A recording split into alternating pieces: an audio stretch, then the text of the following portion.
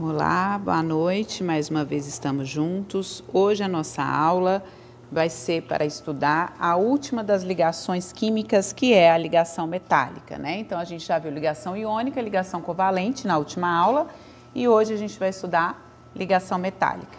A ligação metálica, ela ocorre entre elementos metálicos. Quais são os elementos metálicos? Então vou pegar uma tabela periódica aqui. São os elementos que vão do grupo 1, com exceção do hidrogênio, que o hidrogênio é um não metal, mas a partir do lítio até o frâncio nós temos metais. Então vai aqui do grupo 1 até o grupo 13, envolvendo aqui os metais de transição interna, né? Que são essas colunas aqui que vão do 3 ao 12. Então esses são os metais. Então os elementos metálicos que tendem a doar elétrons, eles conseguem fazer uma ligação entre eles mesmos? Sim. E essa ligação é denominada de ligação metálica. Então, vamos lá. A ligação metálica acontece entre elementos que vão dos grupos de 1, da coluna 1, até o 13, que são classificados como os metais. Os metais não atraem com força os seus elétrons de sua eletrosfera, principalmente os elétrons da camada de valência, da última camada. Milhões e milhões de átomos metálicos se aproximam, formando um retículo. Retículo é o diminutivo de rede, formando, então, uma rede de átomos metálicos. E essa rede de átomos metálicos, como ela é muito pequena e invisível aos nossos olhos, nós chamamos de retículo. Então, é um retículo metálico organizado. Então aqui nós temos uma imagem aqui, ó. Essa imagem aqui é uma visão de um microscópio, né? Uma imagem microscópica do corte de um pedaço de metal. Cada cristal aparece com uma tonalidade diferente devido à técnica fotográfica utilizada e foi uma ampliação de 220 vezes. Aqui nós temos uma ilustração, isso aqui é um desenho. Esse desenho é um esquema, né? Que mostram 3 cristais metálicos presentes no pedaço de uma substância. Lembrem-se que aqui existe uma determinada arrumação. E essa arrumação eu vou chamar então de retículo. Então nós temos aí uma rede. Os metais tendem a perder elétrons, eles tendem a doar elétrons, formar cátions, que são íons positivos. Numa ligação metálica, os elétrons da última camada se movimentam, formando uma nuvem de elétrons em torno dos átomos metálicos e isso é o que mantém presos. Então, aqui eu fiz uma ilustração para vocês. Observem o seguinte, em vermelho nós temos os núcleos dos átomos, né? Tá vendo que é positivo? Os núcleos dos átomos metálicos. E os elétrons das camadas de valências deles saem e se movimentam na eletrosfera dos outros átomos metálicos, formando então uma nuvem de elétrons. Então, os elétrons de todos eles da camada de valência saem e vão para as outras eletrosferas. E eles vão migrando de eletrosfera em eletrosfera, formando então o que a gente chama aqui de nuvem, mar de elétrons ou nuvem de elétrons. É esse mar de elétrons livres que mantém esses átomos juntos, formando a ligação metálica, certo? Esses íons metálicos positivos, esses cátions, estão arrumados de forma organizada e não se soltam por conta desses elétrons que ficam se movimentando na eletrosfera um dos outros, formando então o que a gente chama de ligação metálica, formando o que a gente chama de ligação metálica. Esse modelo então é o modelo chamado de mar de elétrons. É importante frisar que esse modelo não segue a regra do octeto, tá? Então, a regra do octeto não é satisfatória para explicar a ligação metálica. Um pedaço de ferro é formado por milhões de átomos de ferro que estão unidos nessa condição aqui de nuvem metálica. Se eu fosse representar um pedaço de ferro, o ideal era que eu representasse assim, quimicamente, ferro N. Esse N pequenininho aqui significa milhões de incontáveis átomos de ferro ligados entre si.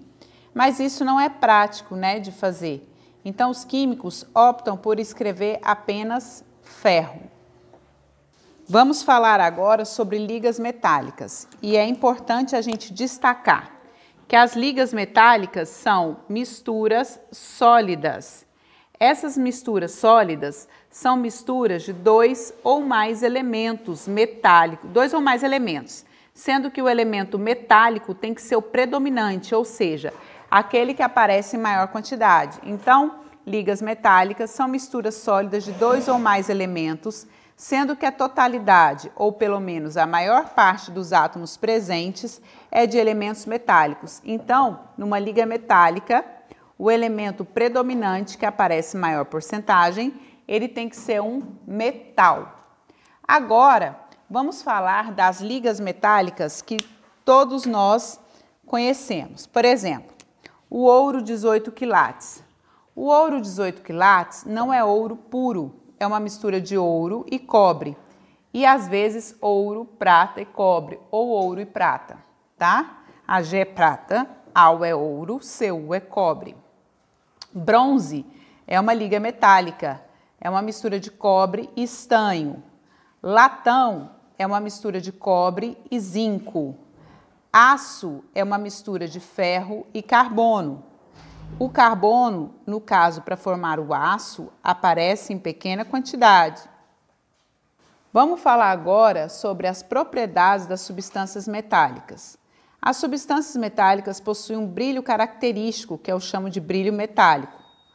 Possuem também alta condutividade térmica e elétrica, ou seja, alta capacidade de conduzir calor e eletricidade, por conta do mar de elétrons, viu? Então, a explicação da ligação metálica justifica a capacidade que os metais possuem de conduzir o calor muito bem e de conduzir a eletricidade muito bem também. Possuem altos pontos de fusão e ebulição. Ponto de fusão é a temperatura que o metal derrete, passa de sólido para líquido. E ponto de ebulição é a temperatura na qual o metal passa de líquido para gasoso.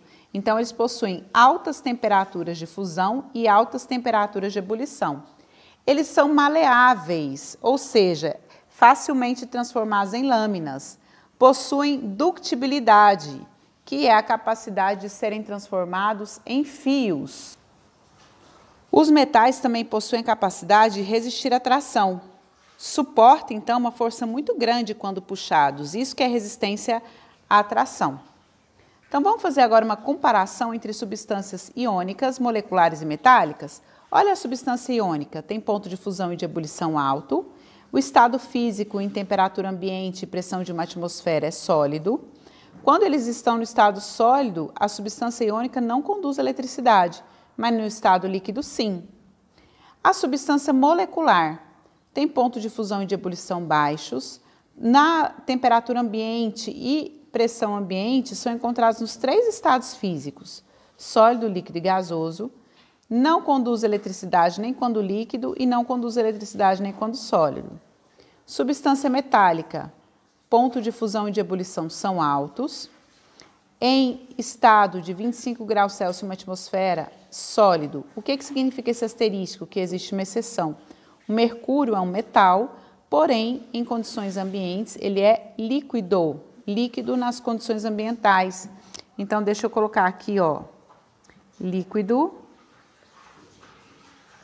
em condições ambientes. Quando o sólido conduz eletricidade e quando o líquido também, certo? Então, eu peço que vocês façam agora, após essa explicação, as questões de 37 a 43 da página 153 do livro que eu disponibilizei para vocês em PDF. Muito obrigada.